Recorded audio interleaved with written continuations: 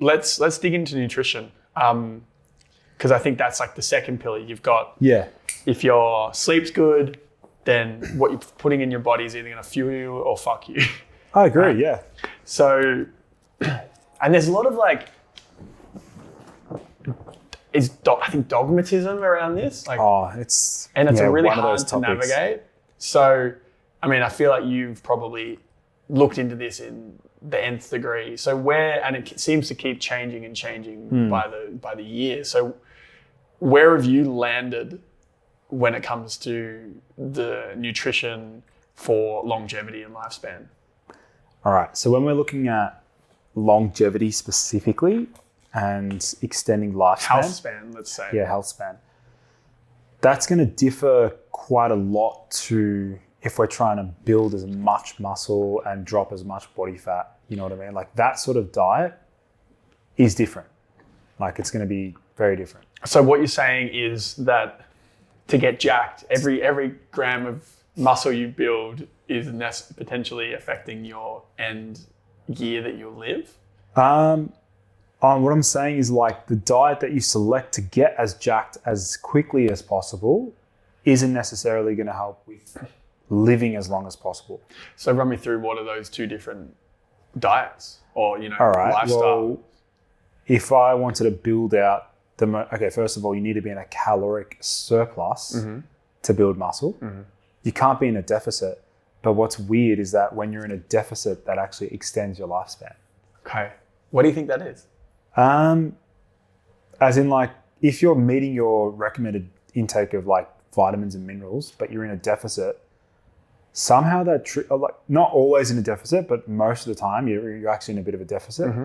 And it could just be like 200 to 300 calories, not a significant amount.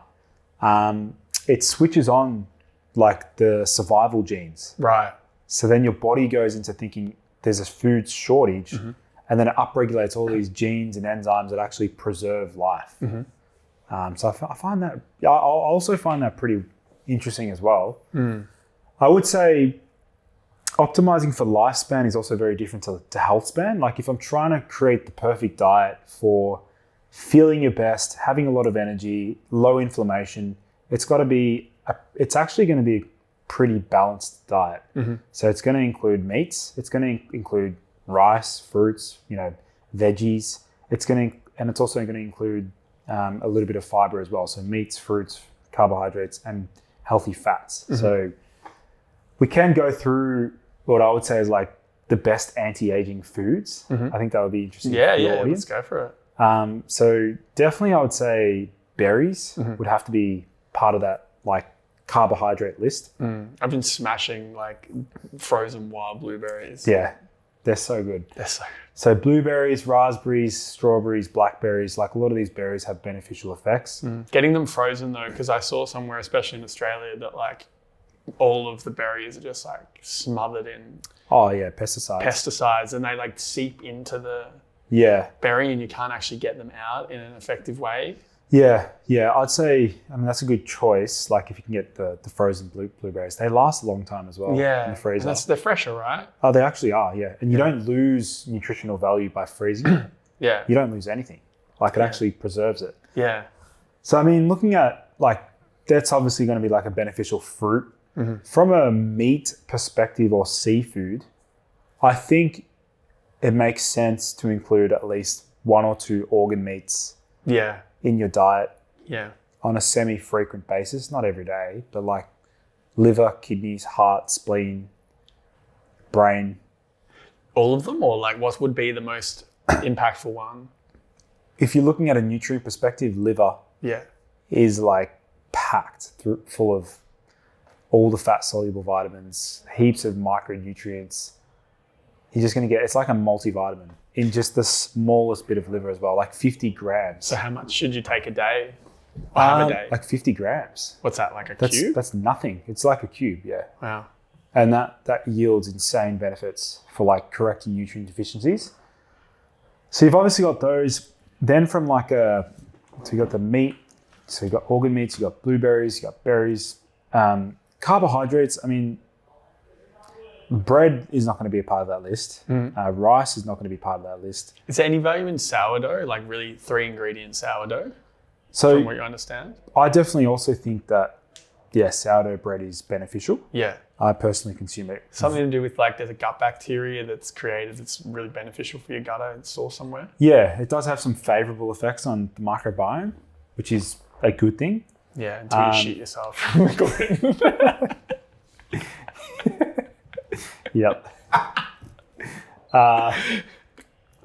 And then from looking at the fats, olive oil is extra virgin olive oil. It's going to be top of that list. Yeah. Coconut but there's oil. like shit to deal with in that in itself. Like all these I heard of these like crazy fucking cartels just putting seed oils in olive oil in Italy and stuff. It is crazy how we have to be careful of like olive oil being cut with other oils. Have you seen that? Yeah, that's what I'm saying. Yeah, they cut it with like canola oil or sunflower oil.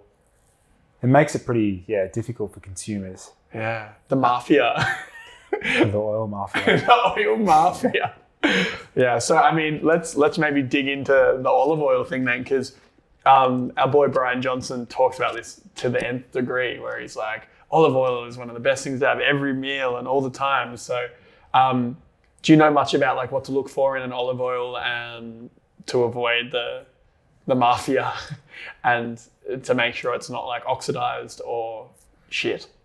There is a way of like doing the taste test where you should get a bitter taste after effect. Yeah. So you can do that. Another one would be so you're just going through the soup, just opening it up.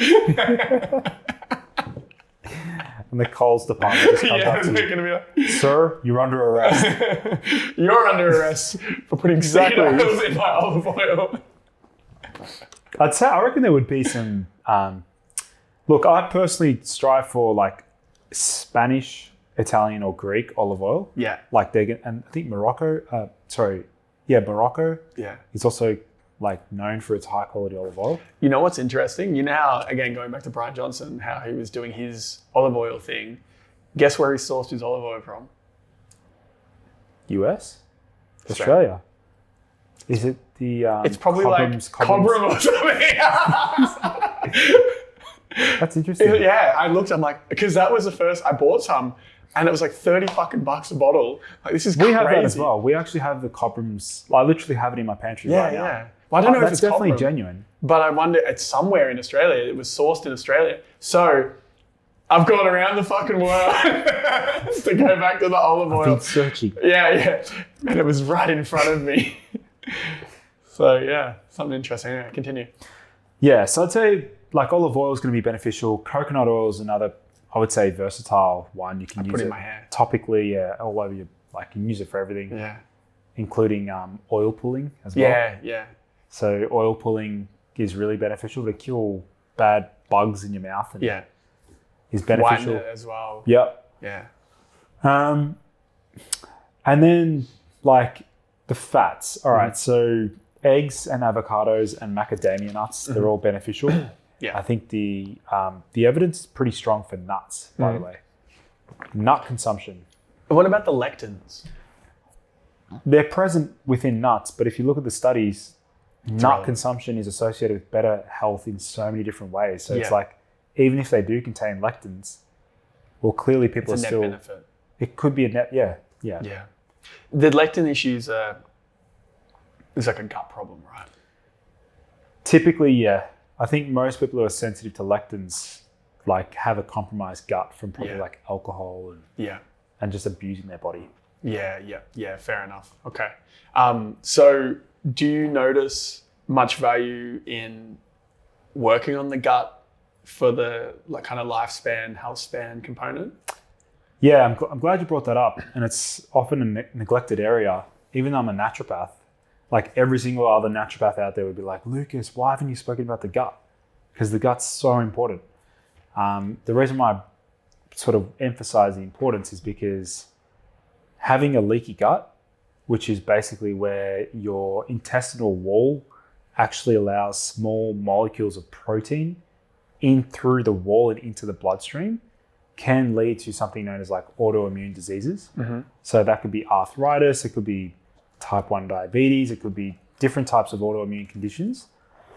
And if people are not taking their gut health like seriously, then they could have, leaky gut and lead to complications in the long run.